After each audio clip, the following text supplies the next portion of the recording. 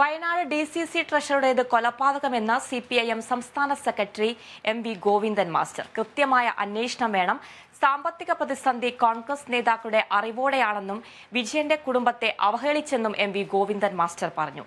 IC Balakrishnan MLA സ്ഥാനം രാജിവെക്കണമെന്നും അദ്ദേഹം ആവശ്യപ്പെട്ടു.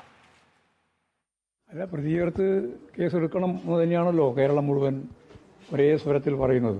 കോൺഗ്രസ് നേതൃത്വം അറിഞ്ഞുകൊണ്ട് തന്നെയാണ് അദ്ദേഹം ഈ കടക്കണിയിൽ നിന്ന് രക്ഷപ്പെടാനുള്ള എല്ലാ പഴുതുകളും അടഞ്ഞുപോയ പശ്ചാത്തലത്തിലാണ് ആത്മഹത്യയിലേക്ക് സ്വന്തമല്ല മകനെയും ഒന്നും അദ്ദേഹവും ആത്മഹത്യ ചെയ്യുന്ന അവസ്ഥയിലേക്ക് എത്തിച്ചേർന്നത് എന്നത് അതിദാരുണമായ ഒരു സംഭവമാണ്.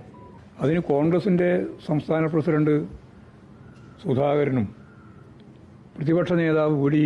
സതീശനും രണ്ടുപേരും അവരെ ആക്ഷേപിക്കുന്ന നിലയാണ് സ്വീകരിച്ചത്.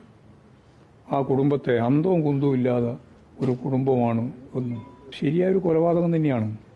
അപ്പോൾ കൃത്യമായ അന്വേഷണം വേണം, ആവശ്യമായ നടപടി ഉണ്ടാവണം എന്ന് തന്നെയാണ് അത് സംബന്ധിച്ച് ചൂണ്ടിക്കാണിക്കാൻ.